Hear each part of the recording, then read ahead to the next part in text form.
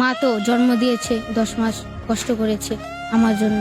ছোটবেলায় এমন হয়েছে যে আমাকে মাদ্রাসায় পড়ানোর জন্য বাড়ি বাড়ি যে কাজ করে আমার আর আমার বোনকে পড়াইছে। মাকে কতটুকু ভালোবাসো? অনেক ভালোবাসি নিজের থেকে। সিয়াম, তুমি কি করো? আমি আগে মাদ্রাসায় পড়তাম, তারপর হঠাৎ করে আমার আব্বু আর মার সাথে ডিভোর্স হয়ে গিয়েছিল। তারপর আমি আর মাদ্রাসায় পড়ালেখা করি না, নানির কাছে থাকতাম। আব্বু আর মায়ের ডিভোর্স কেন হলো? মাকে অনেক অত্যাচার করতো, এই জন্য মা আব্বুকে ছেড়ে চলে গিয়েছে। এখন মা থাকে কোথায়? মা এখন থাকে যে 12 গলিতে। তুমি কি মায়ের সাথেই থাকো? না, আমি আব্বুর সাথে থাকি। বাবা কি বিয়ে করেছে? হ্যাঁ করেছিল, যে মহিলাকে বিয়ে করেছে তার একটা স্বামী আছে, ওই স্বামীর কাছে আবার চলে গিয়েছে। বাবাকে কি প্রশ্ন করেছো কখনো যে আমার মাকে কেন ছেড়ে দিলাম? করেছিলাম, কিন্তু কি কয় তোর মা বিদেশ বিদেশ করে আমাকে ছেড়ে চলে গিয়েছে, এইসব বলেছে। মাকে কতটুকু ভালোবাসো? অনেক ভালোবাসি নিজের থেকে। মা তো জন্ম দিয়েছে, 10 মাস কষ্ট করেছে আমার জন্য। মায়ের সবচেয়ে কোন ভালোবাসাটা তোমার বেশি মনে পড়ে? মা ছোটবেলা কত কিছু করতো আমার জন্য। ছোটবেলা এমন হয়েছে যে আমাকে মাদ্রাসায় পড়ানোর জন্য বাড়ি বাড়ি যে কাজ করে আমার আর আমার বোনকে পড়াইছে।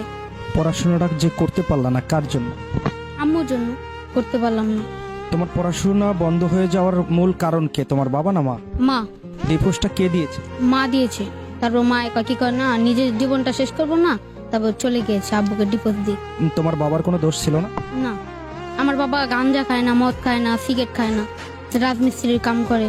তার মানে তোমার মায়ের প্রতি এখন কোনো অভিমান আছে তোমার? না, এখন নেই। আমার অনেক ইচ্ছা আছে, আমি বড় হব, অনেক কিছু করব। মা যদি আসে আমি মাকে তো ফালাই দিতে পারবো না, কারণ সে আমাকে জন্ম দিয়েছে। আর যদি জন্ম না দিতে তাহলে আমি তো এত দূরে আসতে পারতাম না। মার জন্য কি করার ইচ্ছা? আমার একটা ইচ্ছা আছে যে বাবা মা থাকবে আমার সাথে, তাদের একটা ঘর করব, বাড়ি করব, সবাই মিলে একসাথে থাকবো। মাকে বোঝানো যায় না যে মা আবারও ফিরে আসো? বুঝাইছিলাম, কিন্তু মা আসবো না। কি কথা, বাপে দেখলি না আমাকে কত জ্বালাতন করছে, কয় আমি আর ওর কাছে যাব না। বাবাকে কি বলেছো যে বাবা এখন ভালো হয়ে যাও, মাকে জ্বালাতন করো না? হ্যাঁ, বাবাকে বলছিলাম, বাবা আনতে গেছে, মা আসে না, বলছে যা তোর ভাত খাবো না। মা যদি এই না চলে যদি না গেত তাহলে এখন আমি পড়ালেখাটাও করতে পারতাম।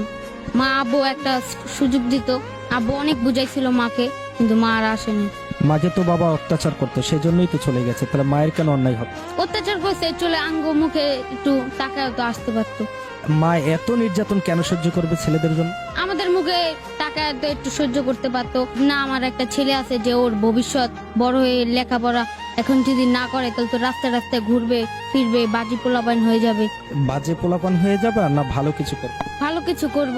মাকে তো দেখাতে হবে যে আমি ভালো আছি। হ্যাঁ, মাকে তো দেখাইতে হবে। আব্বু এখন কাজ করে রাজমিস্ত্রি। আমার একটা বোন আছে, বোনের বিয়ে দিয়ে দিয়েছে দেশে, তো আমি এখন বাবার কাছে থাকি।